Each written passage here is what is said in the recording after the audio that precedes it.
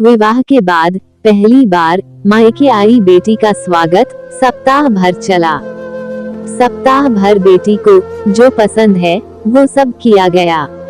वापस ससुराल जाते समय पिता ने बेटी को एक अति सुगंधित अगरबत्ती का पुड़ा दिया और कहा कि पुत्री, तुम जब ससुराल में पूजा करोगी तब यह अगरबत्ती जरूर जलाना। माँ ने मंद स्वर में कहा, बिटिया प्रथम बार मायके से ससुराल जा रही है तो भला कोई अगरबत्ती जैसी चीज देता है।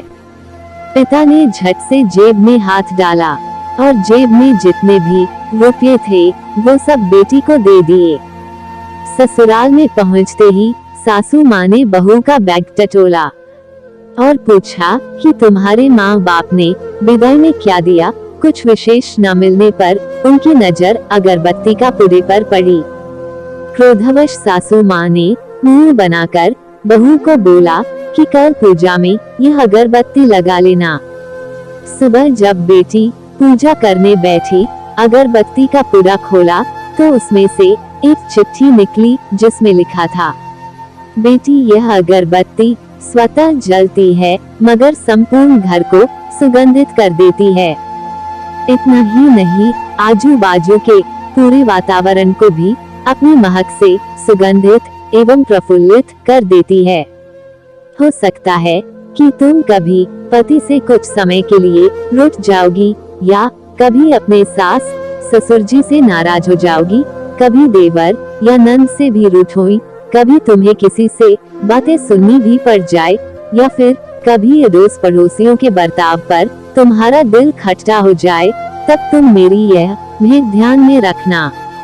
अगरबत्ती की तरह जलना, जैसे अगरबत्ती स्वयं जलते हुए पूरे घर और संपूर्ण परिसर को सुगंधित और प्रफुल्लित कर ऊर्जा से भरती है, ठीक उसी तरह तुम स्वतः सहन करते हुए ससुराल को अपना मायका समझकर सबको अपने व्यवहार और कर्म से सुगंधित और प्रफुल्लित करना। बेटी चिट्ठी पढ़कर फाफिक कर रोने लगी। सासू माँ दौड़कर आई। पति और ससुर जी भी पूजा घर में पहुँचे जहाँ बहू रो रही थी। अरे, हाथ को चटका लग गया क्या? पति ने पूछा। क्या हुआ ये तो बताओ, ससुर जी बोले। सासू माँ आजू बाजू के सामान में कुछ है क्या ये देखने लगी तो उन्हें पिता द्वारा सुंदर अक्षरों में लिखी हुई चिट्ठी नजर आई। चिट्ठी पढ़ते ही उन्होंने बहू को गले से लगा लिया और चिट्ठी ससुर जी के हाथों में दी। चश्मा न पहने होने की वजह से चिट्ठी बेटे को देकर पढ़ने के लिए कहा। सारी बात समझते ही संपूर्ण घर स्तब्ध हो गया। सासू माँ उच्च स्वर में बोली, अरे, ये चिट्ठी फ्रेम करानी है। यह मेरी बहू को मिली हुई सबसे अनमोल भेंट है। पूजा घर के बाजू में ही इसकी फ्रेम होनी चाहिए। और फिर सदैव वह फ्रेम अपने शब्दों से संपूर्ण घर और अगल बगल के वातावरण को अपने अर्थ से महकाती रही और अंततः अगरबत्ती का पूरा खत्म होने के बावजूद भी। क्या आप भी ऐसे संस्कार अपनी बेटी को देना चाहेंगे? बेटियां दो कुलों को महकाती है।